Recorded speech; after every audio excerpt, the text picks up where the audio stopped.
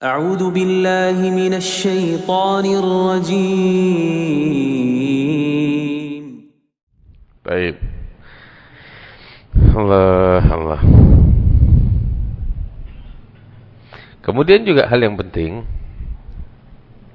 sebelum kita diizinkan untuk masuk, ya, mata kita pun jangan ngelihat ke dalam rumah. Makanya itu kita diajarin ketika berdiri di pintu orang untuk ngetok pintu atau bertamu, bukan berdiri pas depan pintunya sehingga ngelihat ke dalam. Nggak boleh begitu.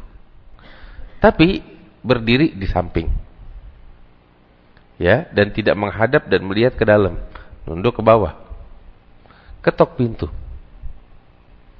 Kalau emang dibukakan juga jangan ngelihat ke dalam sebelum diizinkan. Nabi ngajarin begitu. Sampai beliau bilang, innama ju'ilal isti'dzanu lin-nazar. Izin itu diberikan izin supaya kita ngelihat. Ini kan hal pribadinya orang. Enggak semua hal ini mesti tahu. Iya, hargain urusan kekhususan orang lain, kepribadian orang lain. Hargain. Nabi ngajarin begitu. Jadi biasain sekarang kalau ngetok pintu orang bukan dari pas diri depan pintunya ngadep ke dalam, enggak boleh. Tapi diri di samping, tundukin kepala.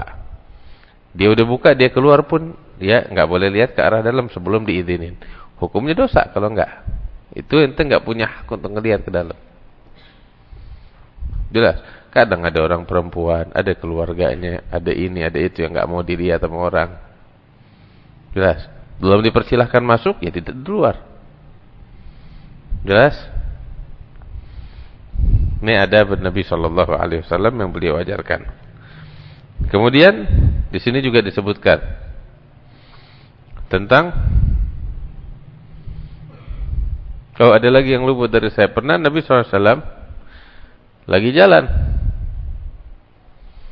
melihat ada anak kecil lagi nangis di pinggir jalan.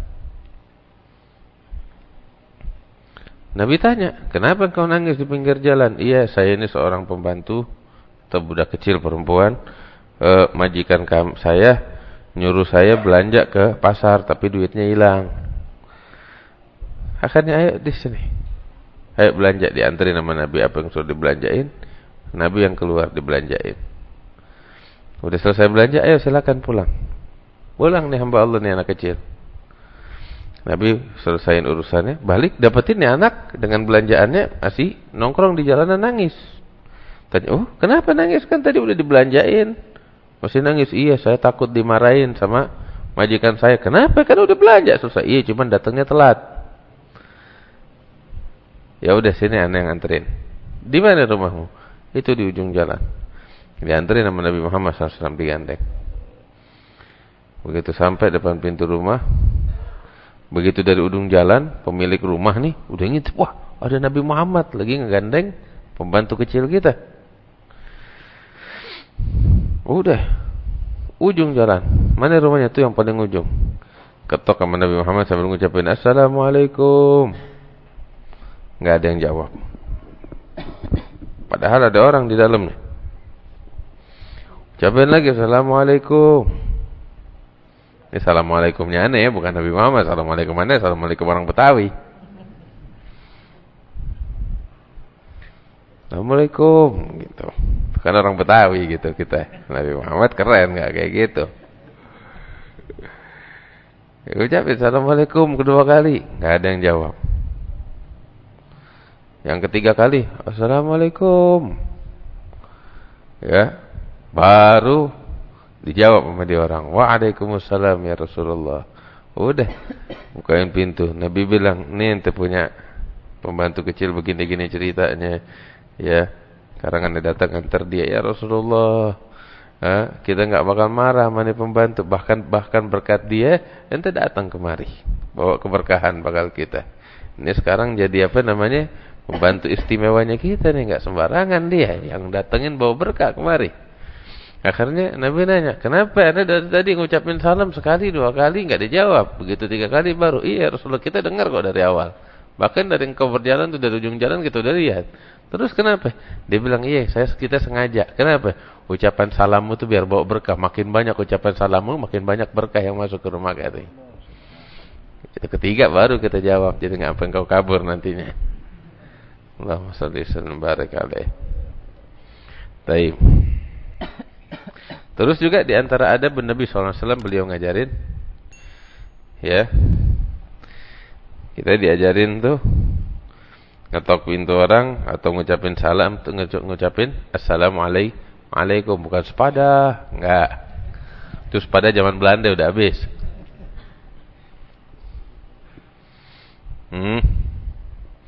Atau ke anak sekolahan, Budi, enggak. Kita orang Islam, assalamualaikum.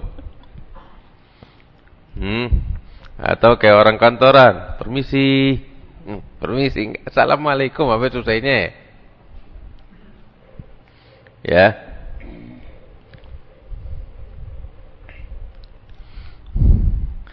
Permisi itu kalau udah dibukain pintu mau masuk, permisi baru. Tapi ngetok pintu, ngucapin salam. Dibukain, ya, disilakan masuk baru permisi. Salamnya bel. Salamnya bel juga. Bel 3 kali.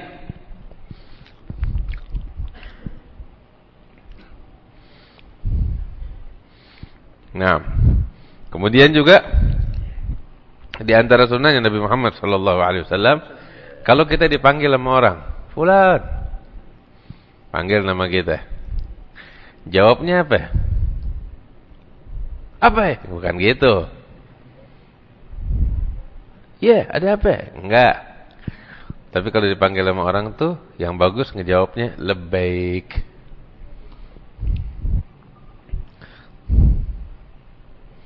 Labbaik. Tahu gak artinya labbaik itu apa? Kita kan kalau lagi pergi haji tuh, talbiyah kita ucapin labbaik Allahumma labbaik. Apa sih artinya labbaik? Labbaik itu kata bahasa Arab yang paling santun sekali untuk menjawab panggilan. Enggak ada di atasnya itu. Dan artinya saya menjawab panggilanmu, bukan menjawab doang, saya senantiasa terus-menerus menjawab panggilanmu. Gitu ada artinya labbaik. Ya.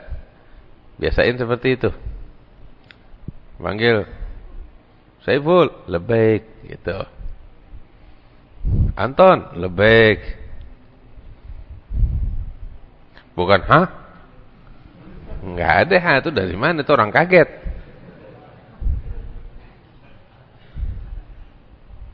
Itu orang kaget. Bukan hah. Tapi ucapin labbaik.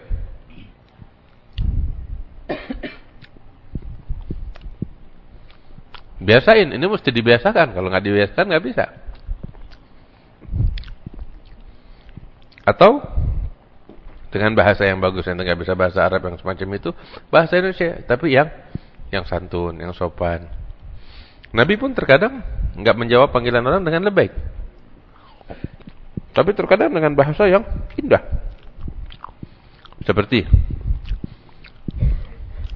Nabi lagi duduk sama teman-temannya, datang satu orang Badui mau ketemu sama Nabi. Dia nggak kenal muka. Ya Muhammad, ya Ibn Abdul Muttalib. Muhammad mana? Wahai anak Abdul Muttalib, cucunya. Nabi langsung berdiri mengatakan, "Qad ajabtuk, saya yang menjawabmu. Saya telah menjawabmu." Artinya saya Muhammad, yang kau panggil saya menjawabmu sekarang. Tahu kalau bahasa orang-orang sekarang marhaba, labbaik. Begitu. Hadir, saya ada. Artinya intinya kita pakai bahasa yang santun, yang bagus. Allahumma salli ala al-Mustafa Habibna Muhammad alaihi salam.